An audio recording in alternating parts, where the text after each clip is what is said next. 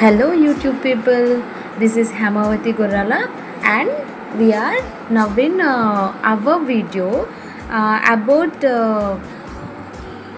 Jagannatha Swami temple in steel plant in Visakhapatnam, and it was so beautiful temple I have ever seen. And ఇక్కడ చాలా మంచి విషయాలు ఉన్నాయి మనం తెలుసుకోవడానికి.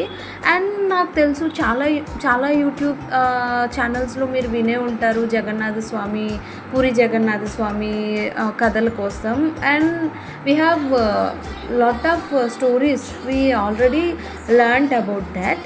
But here I want to explain, or I want to tell you about Jagannatha Swami in ancient days.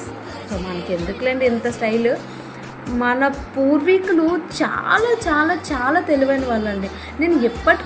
నేనే కాదు, చాలామంది సైంటిస్టులు ఇప్పటికొచ్చి ఇంకా సర్ప్రైజ్లోనే ఉన్నారు. అండ్ వాళ్ళు ఎంత తెలివితేటలు అంటే ఎలా వచ్చేసిందండి అంత తెలివిగా ఉండే బ్రెయిన్. అసలు నేను ఇప్పుడు ఈ వీడియోలో మీకు ఏం చెప్పాలనుకుంటున్నానంటే, యాక్చువల్గా మీరు చూస్తూనే ఉన్నారు ఫ్రమ్ ద స్టార్టింగ్. నేను చాలా అంటే టెంపుల్ ఉన్న అవుట్స్కట్స్ అండ్ టెంపుల్ ఓవర్వ్యూ అంతా నేను ఒక ఫొటోస్లో పెట్టాను. అండ్ ఇక్కడ ఈ స్పాట్లో వినాయకుడు ఉన్నారు. ఫ్రమ్ ద స్టార్టింగ్ మనం ఎక్కడికైనా వెళ్ళాలి అనుకుంటే ఫస్ట్ మనం వినాయకుడినే కాబట్టి టచ్ చేస్తాం. అలా నేను అక్కడి నుంచి తీసుకెళ్ళాను. అండ్ ఈ గుడిలో ఆ ఉన్న శిల్పాలు నాకైతే అప్పటి గుడిని, అంటే పాత పూర్వీకులు ఉన్న గుడినే నాకు గుర్తు చేశాయి. అండ్ ఆ శిల్పాలు ప్రతి ఒక్కటి ఎంత అందంగా చెక్కారంటే అసలు వర్ణించడానికి లేదు, అంత అందంగా చెక్కారు. నేను బిఫోర్ కాంచీపురం వెళ్ళాను. అక్కడ శిల్పాలతో యాక్చువల్గా పోల్చకూడదు, అంటే అవి అంత అందంగా ఉన్నాయి, కానీ వాటితో ఇవి సరిసమానంగా ఉన్నాయన్నమాట. అంత అందంగా ఉన్నాయి, చాలా చాలా అందంగా ఉన్నాయి. అండ్ నేను ప్రతి ఒక్కటి అందంగా తీయాలనుకున్నా, కానీ నా వల్ల కుదరలేదు. అండ్ ఇక్కడికి వచ్చేసరికి మన జగన్నాథ స్వామి, మన విష్ణుమూర్తి 10 అవతారాలని ఎంత అందంగా చెక్కారంటే, అండ్ కొన్ని అవతారాల్ని ఇలా మందిరంలో పెట్టేటట్టు పెట్టారు. అండ్ ఆ గుడి అవుట్స్కట్స్ చూస్తున్నారు ఎంత అందంగా ఉందో. ఆ గుడి చెక్కడం కానీ, ఆ పద్ధతి కానీ, ప్రతి జగన్నాథ స్వామి టెంపుల్ ఎంత అందంగా ఉంటుందో ఇది కూడా సేమ్.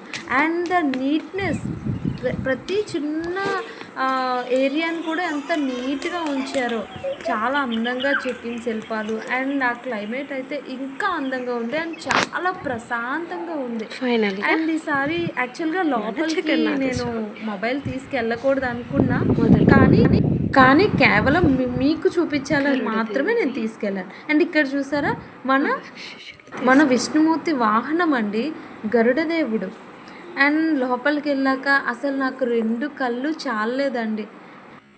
దేవుణ్ణి చూసేదానికి నాకు 2 కళ్ళు చాలలేదనుకోండి, అంత అందంగా ఉన్నాడు మన జగన్నాథ స్వామి. అండ్ నేను ప్రతి ఒక్కరు చెప్పేదే చెప్పాలనుకోవట్లేదు, కానీ ఈ గుడిలో ఏ గుడిలో అయినా యాక్చువల్గా భార్య భర్తల్ని పూజించడం చూస్తాం, కానీ ఓన్లీ జగన్నాథ స్వామి టెంపుల్లోనే అన్న, తమ్ముడు, చెల్లి అని ఒక ఐకమత్యాన్ని పూజించడం చూస్తాం. ఇదే నేను ఎప్పుడు చాలా ఆశ్చర్యంగా అనుకుంటాను. అండ్ ఈ ప్లేస్ ఎప్పుడైతే రథయాత్రకి దేవుడిని తీసుకొచ్చి ఇక్కడ పెట్టి అగైన్ పూజ చేసి ఆఫ్టర్ 9 రోజుల తర్వాత అగైన్ మళ్ళీ అక్కడ పెడతారట. ఇది ఆ స్థలంలో ఆ గుడి యొక్క మ్యాటర్ అని ఆయన చెప్పారు. అండ్ మీరు చూస్తున్నారా ఆ గుడికి చక్రాలు ఉన్నాయి చూసారా, అదే గుడి మొత్తం ఒక రథం లాగానే వాళ్ళు చెక్కారు. ఎంత అందంగా చెక్కారు ఆ చక్రాలని చూస్తుంటే నాకు నిజంగానే గుడి అంటే అది గుడిలాగా అనిపించలేదు, నాకు అది మొత్తం రథం లాగే అనిపించింది. అండ్ మీరు ఎప్పుడైనా ఆ గుడిని చూస్తారా, మన పూర్వీకులు ఈ మోడల్ లోనే కట్టాలి అని ఎందుకు తెలుసా పెట్టారు.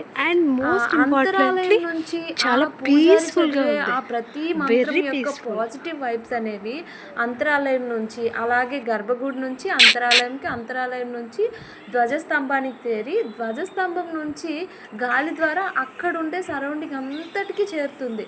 అందుకనే గుడిలో మనకి పాజిటివ్నెస్ అనేది చాలా బాగా ఉంటుంది. ఇక్కడ కూర్మావతారానికి చిహ్నంగా తాబేలును కూడా పెట్టారు.